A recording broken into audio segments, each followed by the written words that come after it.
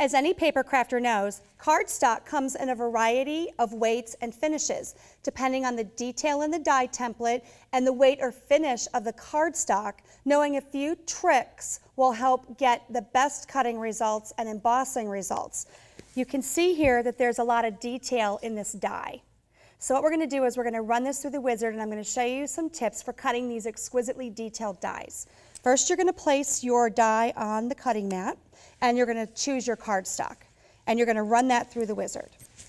So first pass through the wizard, we'll start with the handle of the machine toward us, reach around, roll the rollers, push the handle to the table, and walk it through. Now, depending on the weight of your cardstock, you may not get a clean cut. Depending on the detail in the die, you may not get a clean cut.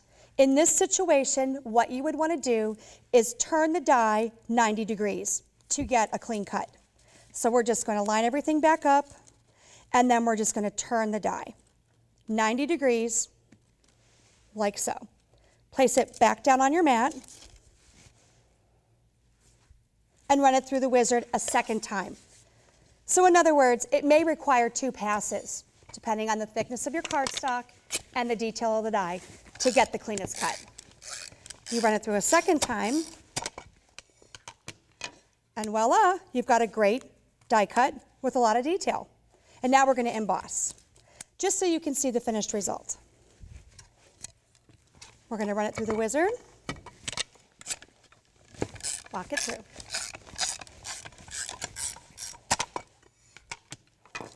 So now what we have is a beautifully embossed, detailed die cut. As easy as that. Here you can see a finished project that we've done with this die. We definitely have the detail in the dies, and it's totally worth it to get the great results. So now I'm going to give you 2 additional tips for cutting with heavy cardstock. You may need to shim your cardstock. So basically you would take your mat and you would lay that down on your wizard. And actually I'd put a piece of cardstock down right underneath my mat. That just adds a little more pressure. And then I would put my die down with my cardstock of choice and run it through the wizard. You can shim the wizard with cardstock up to about 3 to 4 pieces. You'll notice an increase in pressure in the wizard machine, and that's perfectly normal. So basically, feel free to experiment with the cardstock and the amount of cardstock that you use to get the cleanest cut if necessary. Another tip is using a paper misting or paper prep spray. This spray actually softens the fibers in the paper, and it makes it very easy for the paper to cut when using detailed dies. So go ahead and experiment and have a good time with these great detailed dies.